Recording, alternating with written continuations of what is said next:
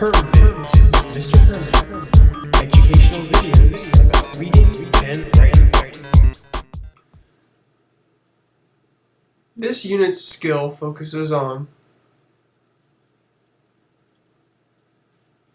3 new poetry terms you probably have never heard before. Now what I just did was add a dramatic pause to my sentence, and this is kind of what we're going to be doing, at least with one of our poetry terms today. I'd like for you guys to use these poetry terms in your poems this week. The 3 terms that we're focusing on for Skill 8 are Elision, Enjambment, and Caesura. Now these are 3 terms you may not have heard before, but they kind of all involve fine-tuning your poetry, just like the experts do. The first term that we're going to be talking about is called elision. Elision is when a poet takes out a syllable sound in a word to make the phrase shorter. So if you've written in iambic pentameter before, you may have realized that you in your brain have an 11-syllable line and you need to shave it down to 10 syllables. Well, elision is one way to do that. And William Shakespeare, who wrote a lot of sonnets in iambic pentameter, did it all the time. You could call it cheating, but I think in actuality it's just a clever way to keep the rhythm of your poem going strong. The words are often merged or smushed together to be shorter versions of what they would have been normally. Let's take a look at a few examples. In our language, we do this all the time by saying gonna instead of going to. It takes more time to say going to as opposed to gonna. That's elision. The word ever, 2 syllables, but in Shakespearean language, usually he would shorten it to er because that would allow it for 1 syllable in his iambic pentameter. Same with the other, t'other. So if you're looking for a workaround to shorten up some of your syllables, you can combine words, use an apostrophe there if it's 2 words together. Again, you're using it when you're trying to cut down the syllables in your metered lines. Enjambment is our second term. An enjambment is when a line of poetry runs over one line into the next.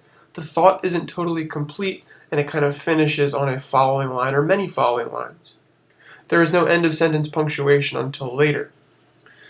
Enjambment can give your poem a disjointed feel. So if you're talking about a feeling that creates unease, maybe enjambment is a great thing to throw in. A confusing time in your life, enjambment would be a great place to throw that kind of disjointed feeling in there. It can make the reader stop and consider a line as well, because they have to pause. That's what your brain naturally does when you get to the end of a line. You have to kind of pause a little bit before moving on to the next. This example kind of works with Blink-182's Adam's Song.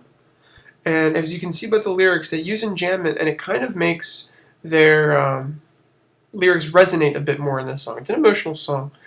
I never thought I'd die alone. I laughed the loudest who'd have known.